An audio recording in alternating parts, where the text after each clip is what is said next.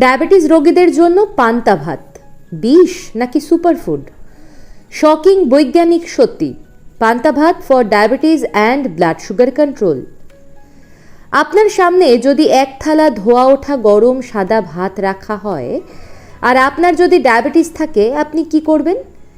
আপনি দুহাত তুলে বলবেন, না বাবা, ওতে আমার ব্লাড সুগার রকেটের মতো বেড়ে যাবে।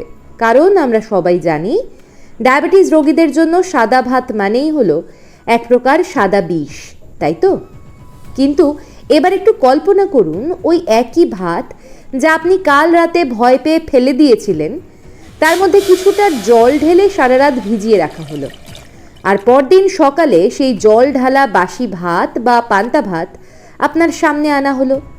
আপনি কি জানেন, ওই কয়েক ঘন্টার অন্ধকারে ওই জলের নিচে একটা অদ্ভুত বৈজ্ঞানিক ম্যাজিক ঘটে গেছে। ডায়াবেটিস নিয়ন্ত্রণ বা ব্লাড সুগার কন্ট্রোলের জন্য আপনি যে হাজার হাজার টাকার ওষুধ খাচ্ছেন, সেই ওষুধের চেয়েও শক্তিশালী একটা সুপার ফুড তৈরি হয়ে গেছে আপনার রান্নাঘরেই। হ্যাঁ, ঠিকই শুনেছেন, যে ভাতকে আপনি ডায়াবেটিসের জম ভাবতেন, সেই পান্তা ভাতই হতে চলেছে আপনার ব্লাড সুগার কমানোর সবচেয়ে বড় হাতিয়ার। অবাক হচ্ছেন? ভাবছেন এ তো গাঁজাখুরি গপ্প। ডায়াবেটিস রোগীর খাদ্য তালিকাতে পান্তা ভাত? পাগল নাকি? একদম না। আজ আমি আপনাদের এমন কিছু আন্তর্জাতিক গবেষণার রিপোর্ট আর সায়েন্টিফিক ডেটা দেখাবো, যা দেখার পর আপনি বাধ্য হবেন এই বিজ্ঞানকে স্যালুট জানাতে।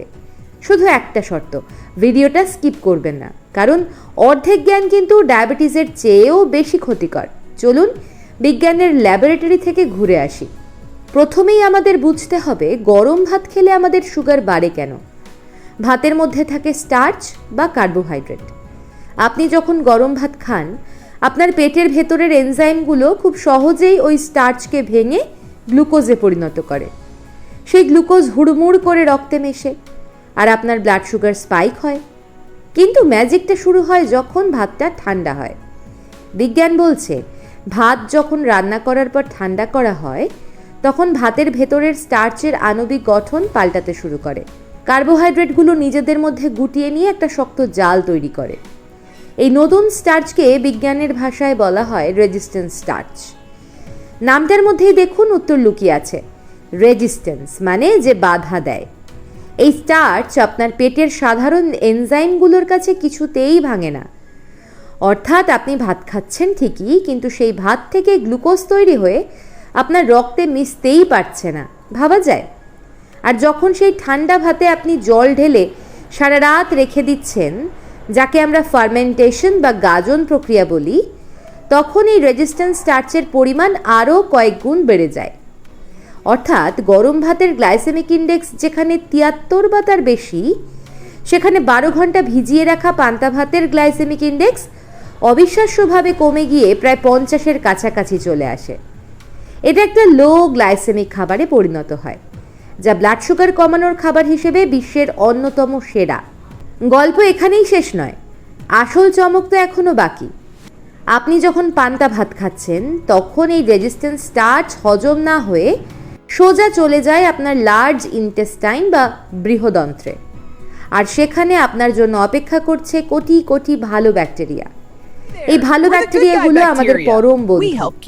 কিন্তু আজকালকার ফাস্ট ফুড খেয়ে খেয়ে আমরা এদের প্রায় মেরেই ফেলেছি। এই ব্যাকটেরিয়াগুলোর সবচেয়ে প্রিয় খাবার হলো এই রেজিস্ট্যান্স স্টার্চ।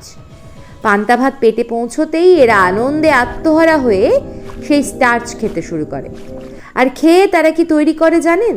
তারা তৈরি করে শর্ট চেইন ফ্যাটি অ্যাসিড বা SCFA, যার মধ্যে সবচেয়ে ইম্পর্ট্যান্ট হলো বিউটাইরেট। এই বিউটাইরেট হলো ডায়াবেটিস রোগীদের জন্য সাক্ষাৎ সঞ্জীবনী সুধা। এই ফ্যাটি অ্যাসিডগুলো সরাসরি আপনার রক্তে মিশে আপনার প্যানক্রিয়াসকে সিগন্যাল দেয়। আপনার কোষগুলোর ইনসুলিন সেন্সিটিভিটি অবিশ্বাস্যভাবে বাড়িয়ে দেয়। মানে আগে যেটুকু ইনসুলিন আপনার শরীরে কাজ করছিল না, এখন সেই একই ইনসুলিন সুপারম্যানের মতো কাজ করতে শুরু করবে। তাছাড়া সারা রাত জলে ভিজে থাকার কারণে ল্যাকটিক অ্যাসিড ব্যাকটেরিয়ার প্রভাবে পান্তা ভাতে vitamin B complex, iron, potassium আর ক্যালসিয়ামের পরিমাণ সাধারণ ভাতের তুলনায় প্রায় 10 থেকে 15 গুণ বেড়ে যায়। আপনি ভাবুন, যে রোগীকে ডাক্তারবাবু দুর্বলতা কাটাতে দামি ভিটামিন ক্যাপসুল দিচ্ছেন, সেই রোগীর রান্নাঘরেই তৈরি হচ্ছে পৃথিবীর অন্যতম সেরা ন্যাচারাল মাল্টিভিটামিন। এবার আপনারা হয়তো ভাবছেন, আরে বাহ, কাল থেকেই তাহলে গামলা ভরে পান্তা ভাত খাওয়া শুরু করে দিই। একদম না, এখানেই সবচেয়ে বড় ভুলটা হয়। বিজ্ঞানকে সঠিক মাত্রায় ব্যবহার না করলে ওষুধও বিষ হয়ে যায়। ডায়াবেটিস নিয়ন্ত্রণ করতে পান্তা ভাত খাওয়ার কিছু গোল্ডেন রুলস আছে, খুব মন দিয়ে শুনুন। প্রথম নিয়ম, পান্তা ভাতের রেজিস্ট্যান্স স্টার্চ থাকে ঠিকই, কিন্তু এর মানে এই নয় যে আপনি 3 প্লেট ভাত খেয়ে ফেলবেন। আপনার ডায়েটিশিয়ান আপনাকে সারাদিনে যতটা ভাত খাওয়ার পারমিশন দিয়েছেন, ধরুন 1 কাপ বা 100 গ্রাম, ঠিক ততটা ভাতই আপনি জল দিয়ে ভিজিয়ে রাখবেন। কোয়ান্টিটি কোনোভাবেই বাড়ানো যাবে না। দ্বিতীয় নিয়ম, শুধু পান্তা ভাত খাবেন না, এর সাথে অবশ্যই ভালো প্রোটিন আর ফ্যাট যোগ করবেন। একটু সেদ্ধ মুগ ডাল, একটা ডিম সেদ্ধ বা 1 টুকরো মাছ, আর সাথে সামান্য খাঁটি কাঁচা সর্ষের তেল, একটা কাঁচা লঙ্কা আর পেঁয়াজ। কি হবে এতে? প্রোটিন আর সর্ষের তেলের ফ্যাট যখন ওই পান্তা ভাতের সাথে মিশবে, তখন পুরো খাবারটার গ্লাইসেমিক লোড একেবারে তলানিতে গিয়ে ঠেকবে। রক্তে সুগার বাড়ার কোনো সুযোগই থাকবে না। তৃতীয় নিয়ম, পান্তা ভাত খাওয়ার সেরা সময় হলো সকালবেলা বা দুপুরবেলা। রাতে পান্তা ভাত এড়িয়ে চলাই ভালো, কারণ এতে ক্যালোরি বার্ন হওয়ার সময় কম পাওয়া যায় এবং অনেকে ঠান্ডা লাগার ধাত থাকে। আমার কথাগুলো কি আপনার রূপকথার মতো লাগছে? ভাবছেন ইউটিউবে তো কত মানুষ কত কথাই বলে, এটাও হয়তো ভিউজ বাড়ানোর জন্য একটা স্টান্ট। তাহলে আপনার জন্য আমার একটা ওপেন চ্যালেঞ্জ রইল। আপনি নিজেই নিজের শরীরের ওপর এই সায়েন্টিফিক এক্সপেরিমেন্টটা করে দেখুন। আপনার তো সুগার মাপার মেশিন আছে, বা যদি সিজিএম থাকে তাহলে তো আরও ভালো।